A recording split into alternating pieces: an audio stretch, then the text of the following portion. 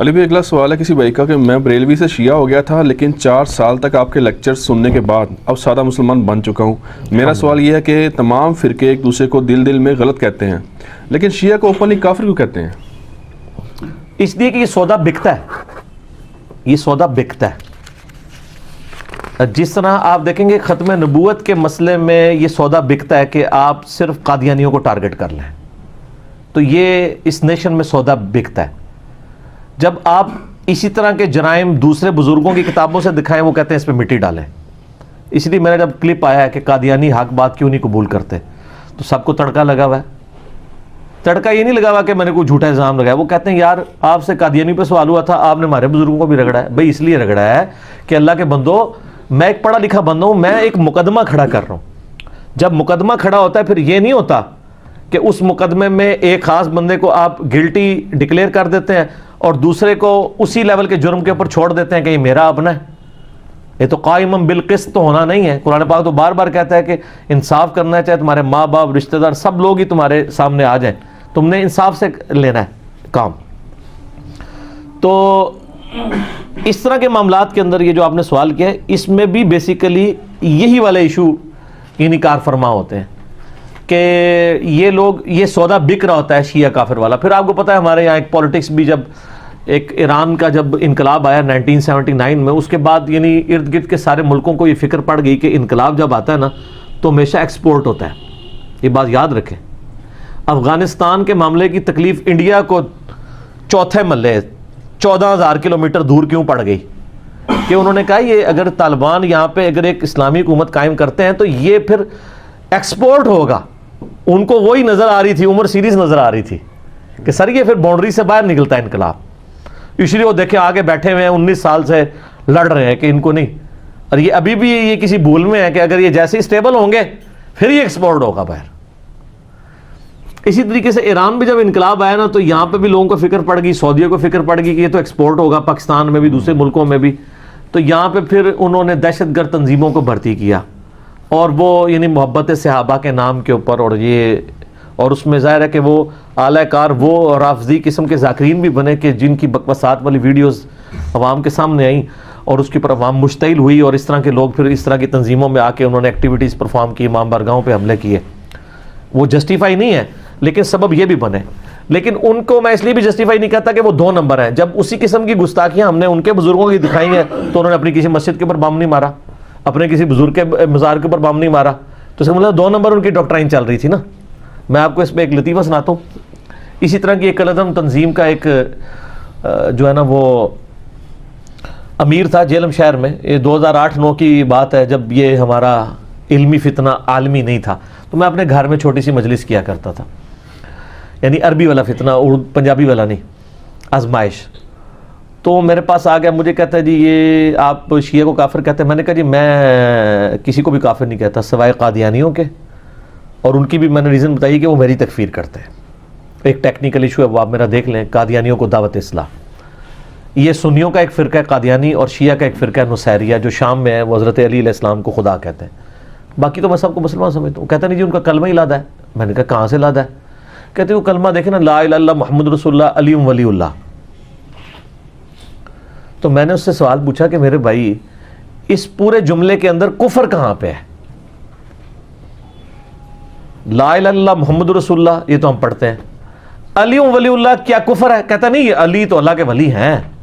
میں نے کہا علی نبی اللہ ہوتا, نبی اللہ ہوتا تو پھر کفر تھا.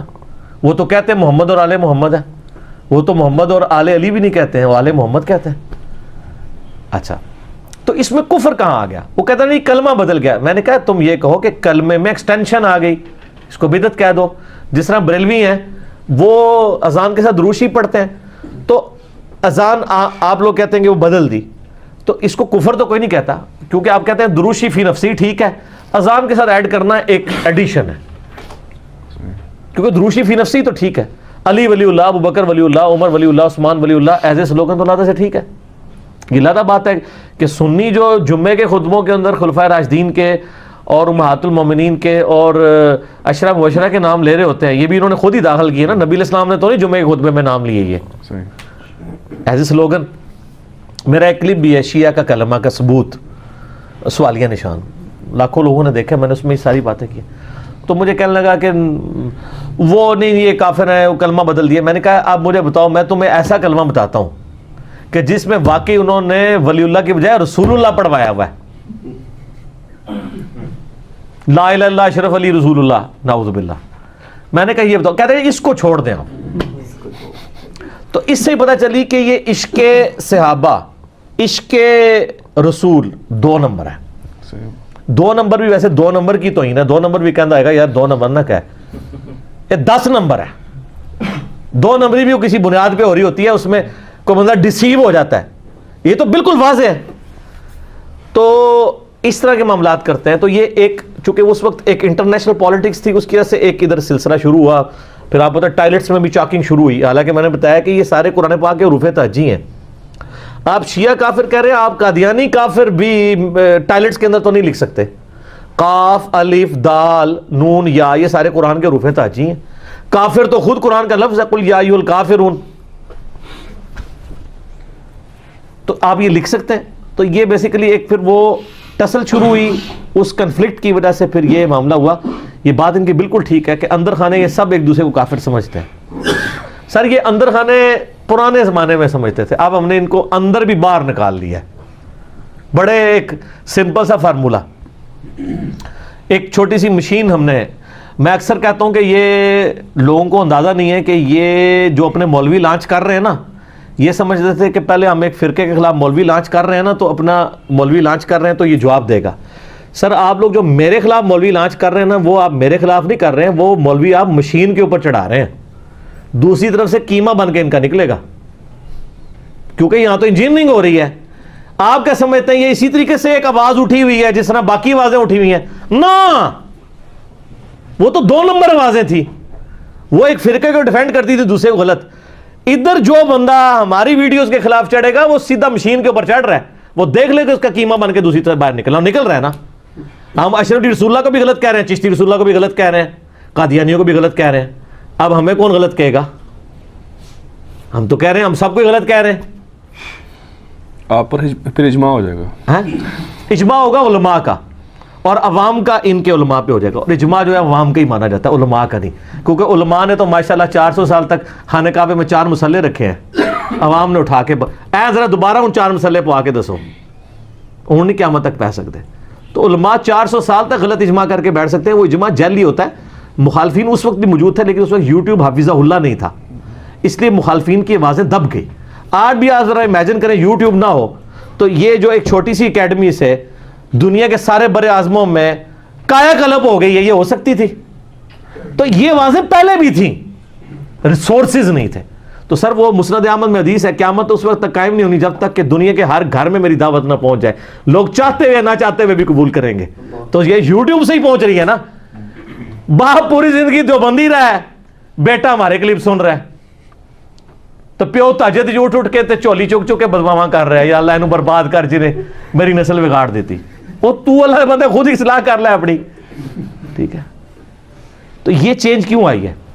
یہ ریسورسز کی وجہ سے. تو میں سوال کی طرف واپس آتا ہوں.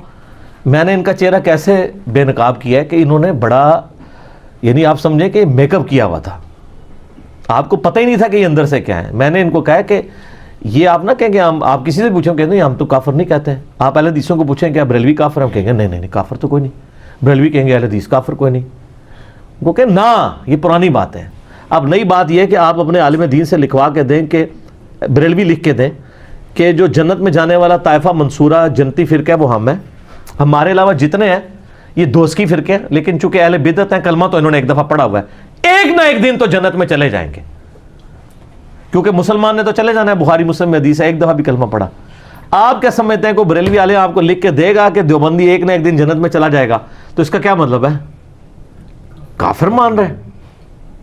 لیکن آپ کو بریلوی دیوبندی کافر چاکنگ کرتے نظر نہیں آئیں گے, کیونکہ یہ سودا بکنا کوئی نہیں ہے, اس کے پیچھے فنڈنگ کوئی نہیں ہے نا. شیعہ کافر کے پیچھے تو آپ کو فنڈنگ نظر آئے گی سعودیہ ایران والی ٹسل میں.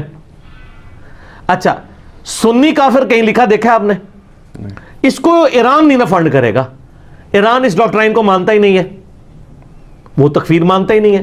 وہ تو خامنائی صاحب کا فتویٰ موجود ہے کہ اگر سعودی حکومت آپ کو مجبور کرے کہ آپ ہاتھ باندھ کے نماز پڑھیں تب بھی امام کعبہ کے پیچھے نماز ہاتھ باندھ کے پڑھیں.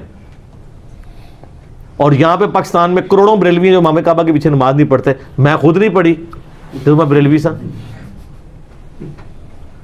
ٹھیک ہے, تو وہ یونٹی کی بات کرتے ہیں, وہ تکفیر نہیں کرتے. وہ کہتے ہیں کہ ٹھیک ہے ہم ان کو گمراہی پہ سمجھتے ہیں لیکن کافر نہیں سمجھتے. اتحاد بین المسلمین نام کی جتنی جماعتیں ہیں وہ کس کی ہیں؟ شیعہ کی. کوئی ایک سنیوں کی جماعت دکھائیں اتحاد بین المسلمین. وہ اس لیے نہیں ہے کہ چلو اتحاد بین الحنفیہ ہی دکھا دیں نا. کیسے ہو؟ المحدث المفند میں لکھا ہوا ہے کہ جی یہ جو بریلوی علماء ایک شیطانی لشکر ہے. جس طرح اگلے زمانے میں انبیاء پہ شیاطین حملہ آور ہوتے تھے, یہ علماء دیوبند رضی اللہ عنہم پہ حملہ آور ہو گئے. اور حسام الارمین میں لکھا ہے کہ علماء دیوبند ان کی پوری جماعت فرقہ وہابیہ شیطانیہ ہے جو شیطان لعین آفاق کے پیروکار ہیں, اور یہ سب کے سب مرتد اور واجب القتل اور ان کے مرتد ہونے پہ اجماع امت ہے.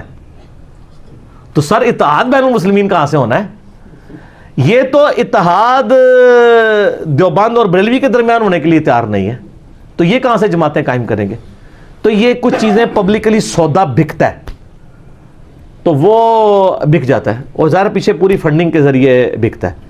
جس طرح اب آپ دیکھیں گے ایک زمانہ تھا اینٹی اسٹیٹ ایکٹیویٹیز والے لوگ پروموٹ ہوتے تھے, اور اب جو ہے وہ اینٹی اسٹیٹ ایکٹیویٹیز کے خلاف جو بولنے والے لوگ ہیں نا, انہوں نے تھوڑا سا سکھ کا سانس لیا ہوا ہے.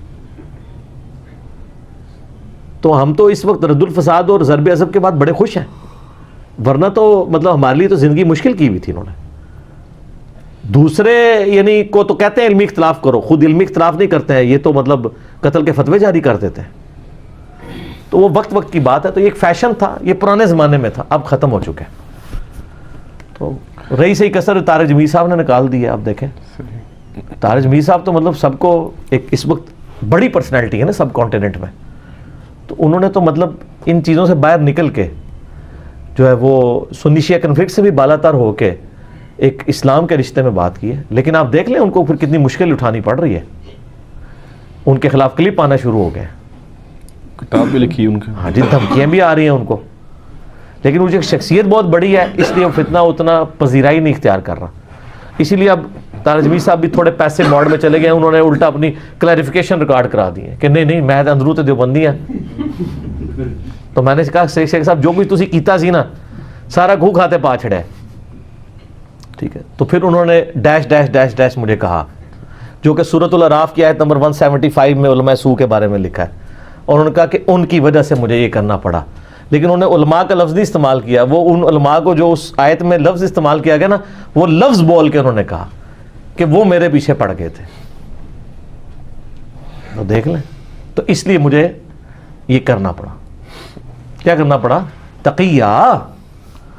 جب آپ نے زندگی موت کی کشمکش ہو تو سورہ ال عمران میں آیا نا کہ آپ تقیہ کر سکتے ہیں. باقی تقیہ سمجھنا ہو تو میرا کلپ تقیہ پہ دیکھ لیں.